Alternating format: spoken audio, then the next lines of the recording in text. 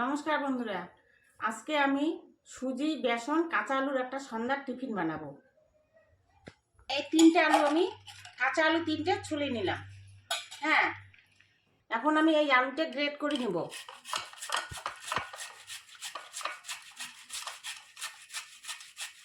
আপনারা আপনাদের টিফিন হিসেবে আলু বেশিও নিতে পারেন, কমও নিতে পারেন। আমি তিনটে দিয়েই করব।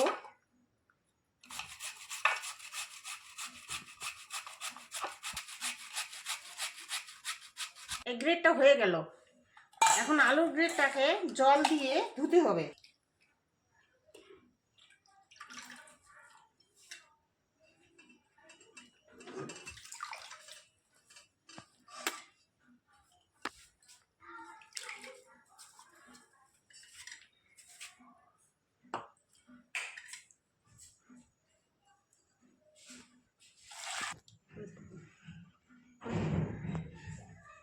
আলুটা এখন ধুয়ে নিলাম। এটা মানে চিপে চিপে নিতে হবে যেন জলটা থাকে না। হ্যাঁ, শুকনো শুকনোর মতো করতে হবে, এইভাবে রাখতে হবে। আলুগুলো ধুয়ে আমি আলাদা পাত্রে রেখে দিলাম। এখন আমি বেসন সুজি মিক্সড করব। এক বাটি এই যে বেসন নিলাম। এখন আমি বেসনটা এক বাটি দিচ্ছি, এখন সুজিটা এক বাটি দেব। এই যে সুজিটা এক বাটি দিলাম। এখন এই দুইটাকে ভালো করে মিক্সড করতে হবে,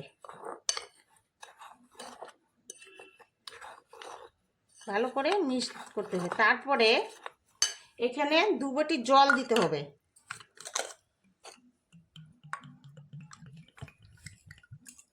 প্রথমে আমি এক বাটি দিয়ে এটা নাড়াচাড়া মিক্সড করব, নইলে দলা দলা হইতে পারে বেসন আর সুজি।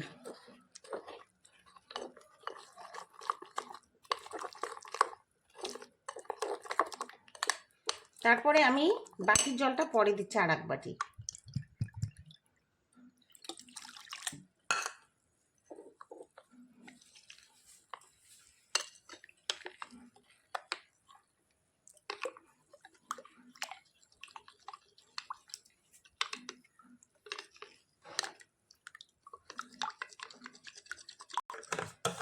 তারপরে আমি এটা 5 মিনিটের জন্য ঢেকে রাখলাম।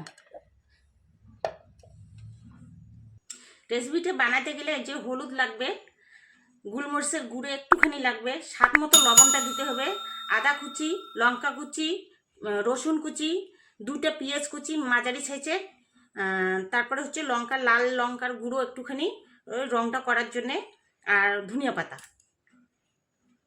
2টা, তার সঙ্গে ডিম মেশাবো আমি। এখন 5 মিনিট হয়ে গেছে। এখন আমি আলুর গ্রেটটা দিয়ে দিব।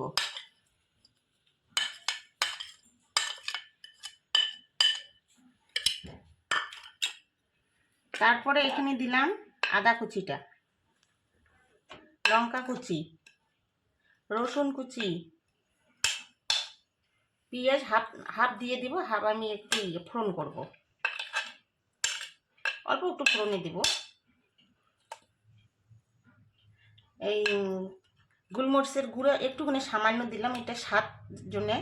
হলুদ দিলাম 1 চামচ, লঙ্কার গুঁড়োটা দিলাম একটুখানি, হাফ চামচ, আর ধনিয়া পাতা।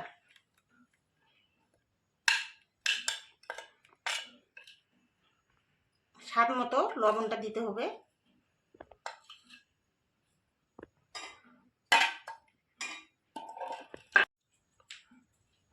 স্বাদ মতো একটু চিনিও দিলাম 1 চামচ। তারপরে এখানে আমি 2টা ডিম ভেঙে দেব।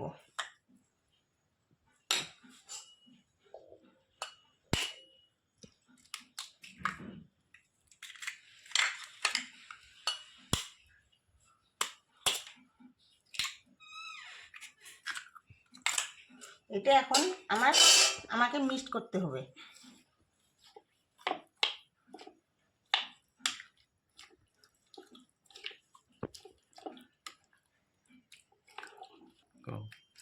সুজিটা দেখেন অনেকটা ফুলে গেছে, নরমও হয়ে গেছে। এখন এটা মিক্সড করব।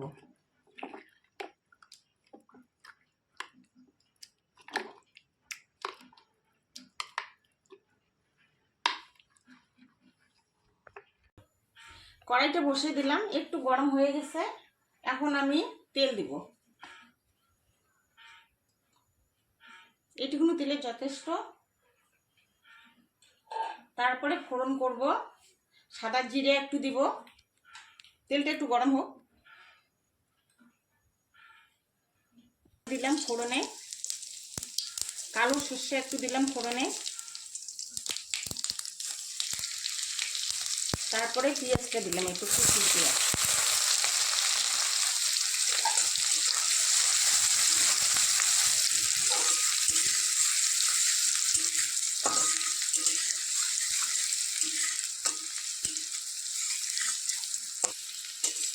পেঁয়াজটা এখন সোনালি রঙের লালচা লালচা হলো, একটু দেখতে ভালোই লাগলো। এখন আমি সুজি, আলু, কাঁচা আলু গুলানো, বেসন গুলানো জিনিসটা দিয়ে দেব।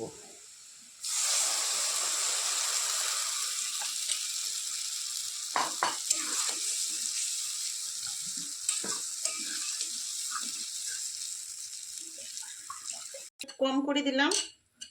তারপরে ওই যে বাটিটা একটু ধুয়ে একটুখানি জল দেবো আমি ওই মশলাগুলোর জন্য।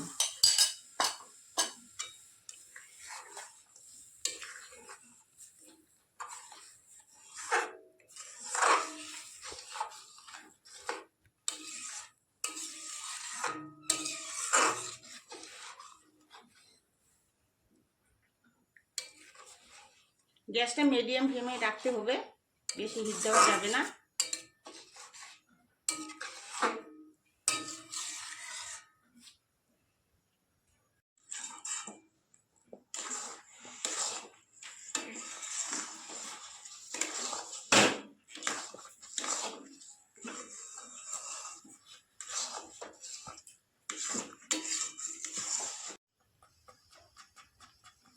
মাঝে মাঝে এটা নাড়তে হবে, নাহলে কড়াইতে লেগে যাবে। হয়ে গেছে, আর নামাবো 2 মিনিট পর। এটা হয়ে গেছে, এখন নামাই নিব।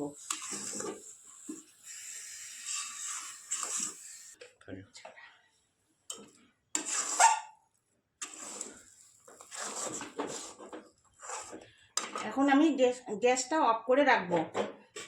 থালার মধ্যে একটু সর্ষের তেল দিয়ে ইসে করে রাখতে হবে, মাখিয়ে রাখতে হবে। এটার মধ্যে আমি ওই জিনিসটা নামাবো।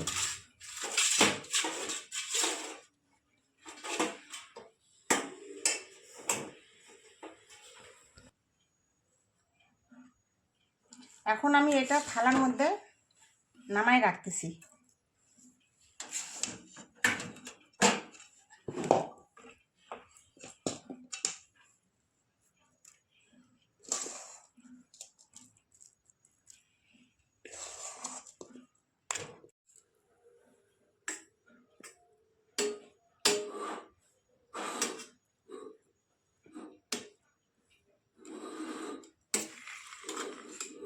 সাইডগুলো এইভাবে দিবেন, তাহলে দেখতে একটু ভালো লাগবে।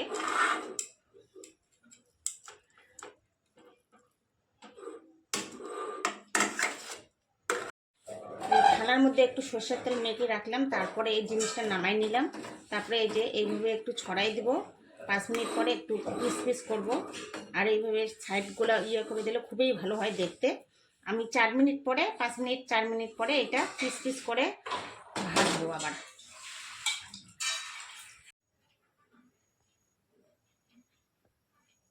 কড়াই বসিয়ে দিলাম। এখন আমি এটা যে যেমন মনে করে পিস করতে পারবেন, যার যেটা ভালো লাগবে পিস। সোজা ছুরি দিয়েও করলেও ভালো হয়, আর জায়গা আমি এটা দিয়েই করলাম।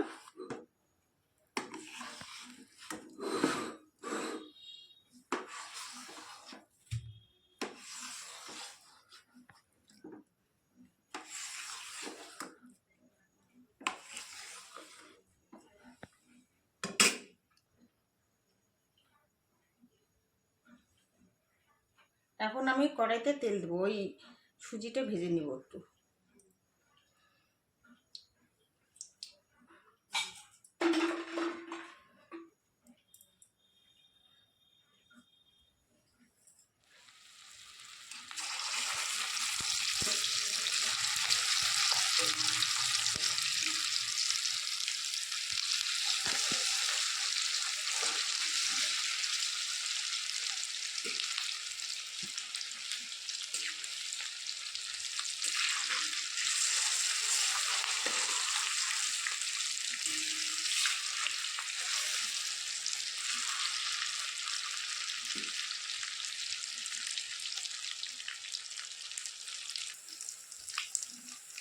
এখন দু বস্তায় লালচা লালচা করে ভেজে নেব, উল্টে দেবো একটুখানি।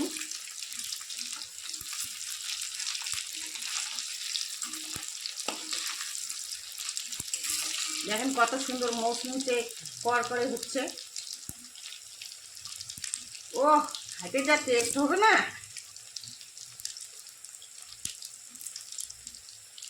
দারুণ। কালারটা যা হচ্ছে না, সোনালি কালার একদম।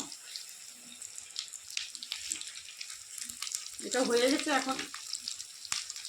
এখন এটা আমি নামাবো।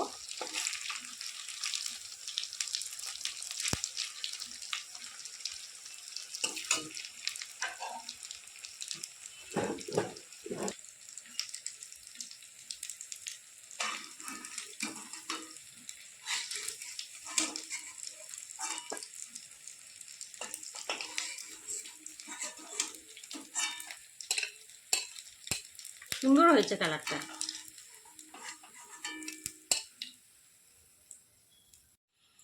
আমার ভাজা হয়ে গেছে, এখন আমি সব নামাবো।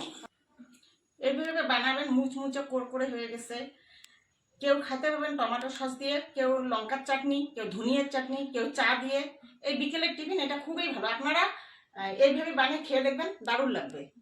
এখন আমি সস দিয়ে পরিবেশন করব। এটা যদি আপনাদের ভালো লাগে, লাইক, কমেন্ট, শেয়ার করবেন।